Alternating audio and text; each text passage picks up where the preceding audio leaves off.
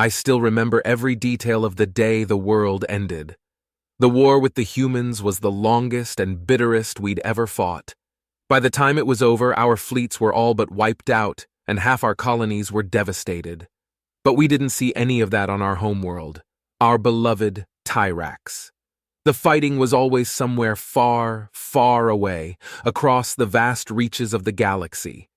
We saw the trade with the outer colonies dropping off. We saw the messages of condolence being delivered to families of soldiers serving at the front. But that was war, and that had always been war. We were a martial people, and we had defended our interests across the known galaxy. The fighting never reached Tyrax itself, never, and we went about our lives as we always had, confident in the knowledge that the war would always be somewhere beyond the horizon. True, the trade ships dwindled until 9 out of 10 berths in the orbital docks were empty, and the grieving families multiplied until it seemed like everyone knew someone who'd been killed, or captured, or who'd simply disappeared into the void. It seems stupid in hindsight, but still, it never even crossed our minds that we might lose. There were often tough times during war, but that was when we Tyraxians were at our best. When things were darkest, that was when we shined. If the enemy hit us hard, then we'd get up again and hit them back twice as hard. And in the end, the only difference it would make would be that we'd find victory all the sweeter. Tyraxians never backed down. We never gave up. And we certainly didn't make peace with the likes of humans. So it was a shock, to say the least, when our government told us we were going to surrender. Everyone's first reaction was that it couldn't be true. It must be a mistake.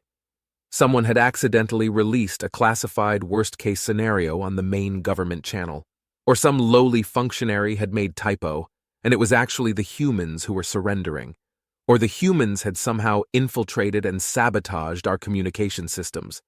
However, over the next day, more and more confirmations were released, until it was no longer possible to pretend that it was just a misunderstanding. They were serious. Our government had come to the conclusion that we had lost the war, and we had no choice but to surrender to the humans. The following hours were surreal, almost dreamlike. Everyone stopped what they were doing. No one went to work or school, and there were many people just wandering through the streets in a daze, with no idea what to do with themselves. How could this happen? We never surrendered, not in 1,000 years and 100 wars.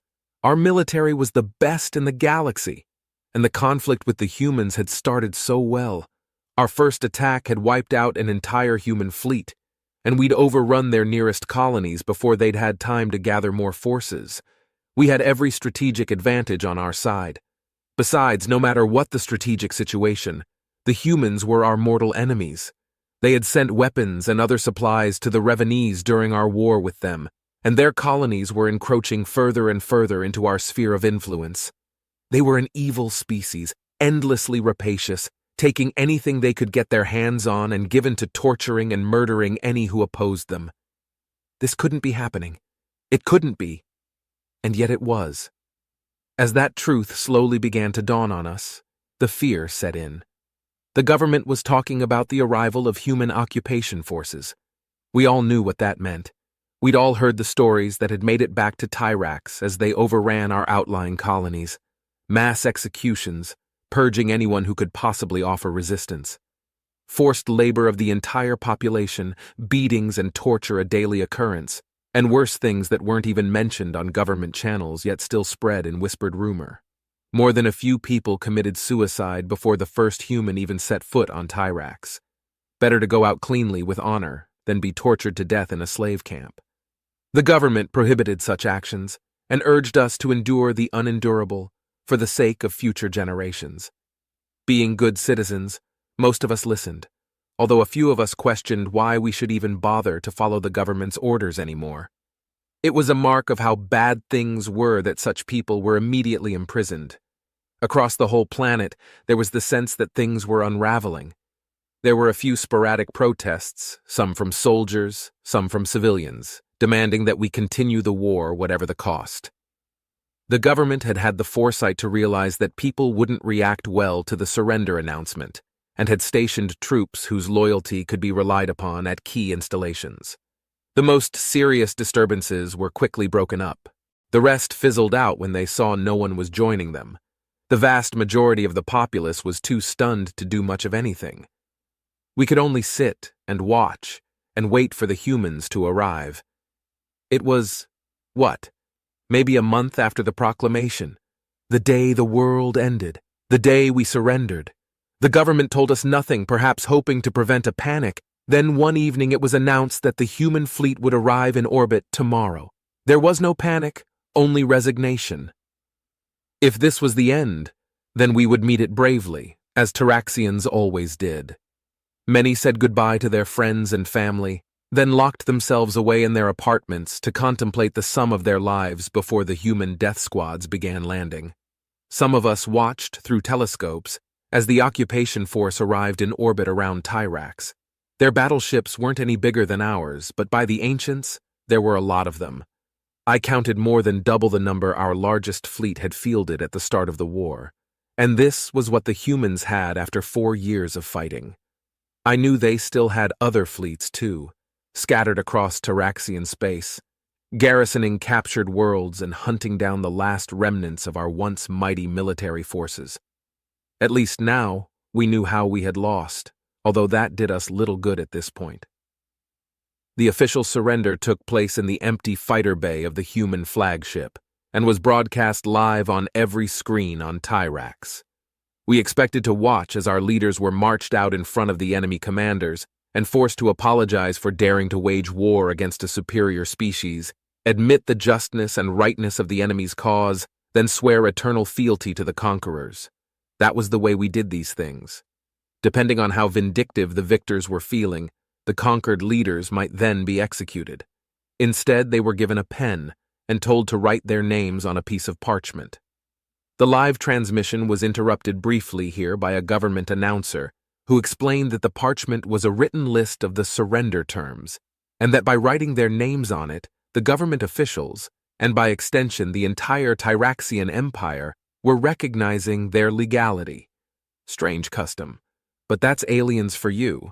After the signing, our leaders did give the customary oath of fealty and apology, but it was far less elaborate than expected, as if the humans regarded it as an unimportant postscript to the real act of surrender. And then, that was it. There were no executions and no torture. A few of us began to hope. Most of us held our breath, waiting. Within hours, the first dropships began landing and the occupation forces began moving to take control of the cities. I debated with myself whether to hide away or whether to watch the troops moving through the street outside my apartment. I'd decided that it was better to stay away from the window, maybe offering myself a little protection against random acts of violence. But in the end, I couldn't help myself. First came the tanks, hovering on suspensor fields an inch above the street paving. We had the similar technology, but these ones looked at least twice as heavy as anything we could build. Then came armored personnel carriers, again on suspensor fields. Then in the middle of the column marched the infantry. Rank after rank after rank of powered armor, fully enclosed, almost like walking tanks themselves. We only used powered exoskeletons that were only strong enough to carry the weight of someone light body armor. I can remember every detail as vividly as if it were yesterday, down to the emblems on their shoulders. All this time, I'd had no idea what we were actually fighting. Nor had my neighbors, clearly, who I saw gawping from their windows just like me. If we had, we might have thought twice about starting a war with the humans, although then again, before we were so confident that our military was the best in the galaxy, we wouldn't have hesitated to fight anyone. It was almost comforting in a way, when I realized that we deserved this. We hadn't been betrayed or lost to a dirty trick or a twist of fate. We had simply been profoundly, overwhelmingly arrogant, overconfident in our own abilities, and totally ignorant of our enemies, a disastrous combination that inevitably led us to this fate. Almost like one of the ancient parables. If I was about to die, then at least I could do so knowing there was still some sense to the universe.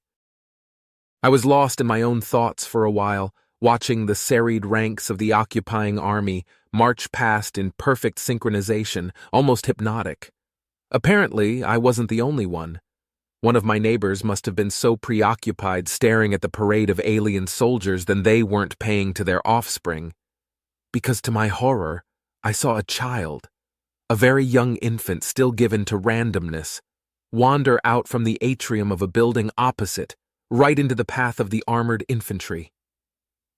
I have the clearest, most vivid memory of seeing her white dress catching the breeze as she came out of the lee of the building.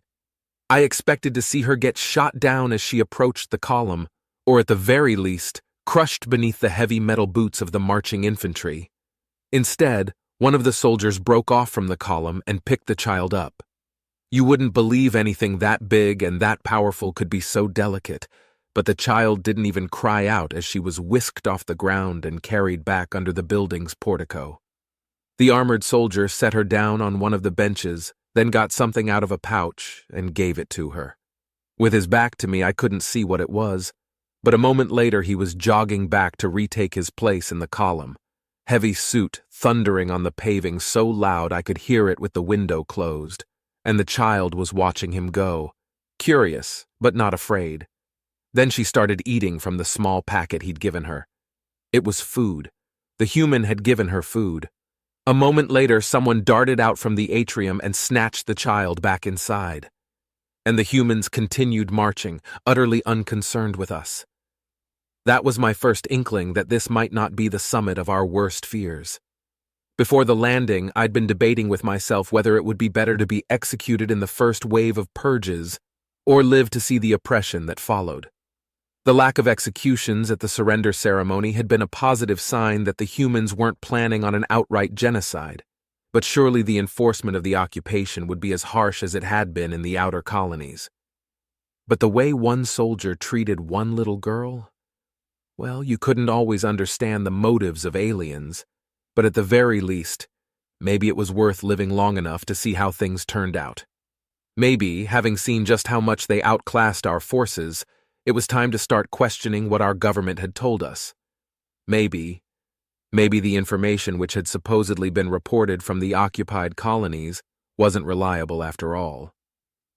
As the sun set on Surrender Day, the day everything was supposed to end, I had only one thought going round and round in my head. Maybe we'd been wrong about the humans.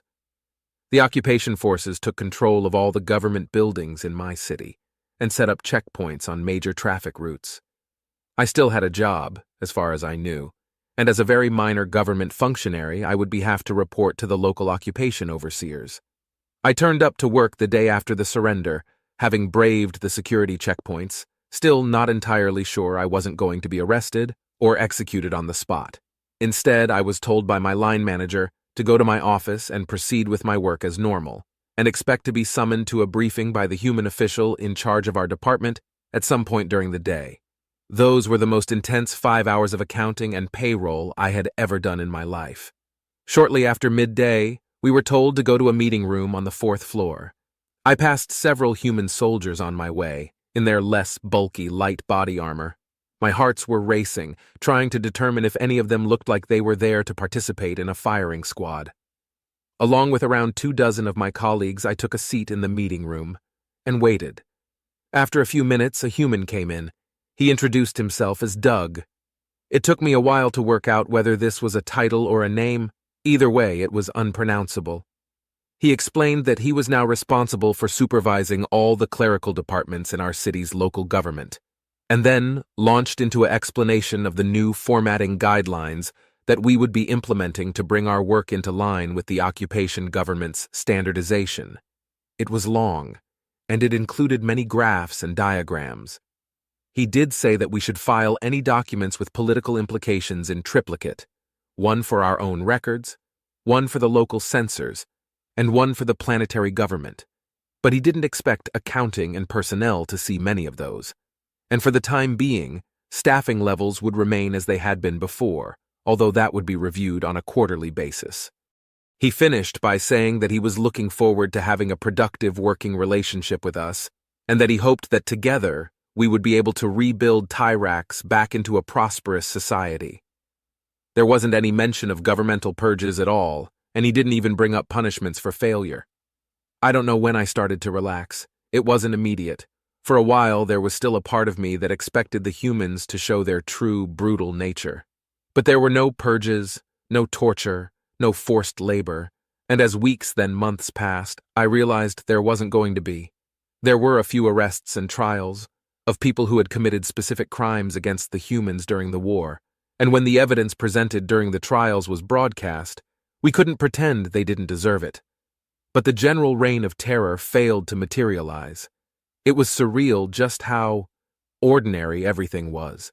Surrender Day was supposed to be the end, and everything was just still going. I got to know Doug quite well. I was even able to pronounce his name after a couple of months. He was an amiable yet competent person, occasionally given to randomness, but within tolerable limits for an alien. And he showed me more consideration than my Taraxian managers ever had. As far as I could see, most of the humans in the occupation government were like him, and after a while of working together, I would even say I was friends with some of them.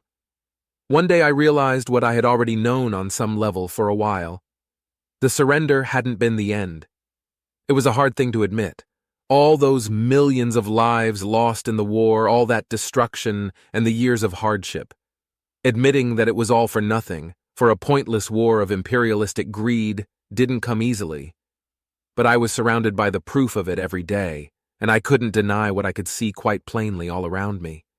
The day the humans arrived wasn't the end of the world. Well, I say that. Maybe it was the end of the old Tyrax. But there would be a new one in its place, and maybe, working with the humans, we could make it a better one.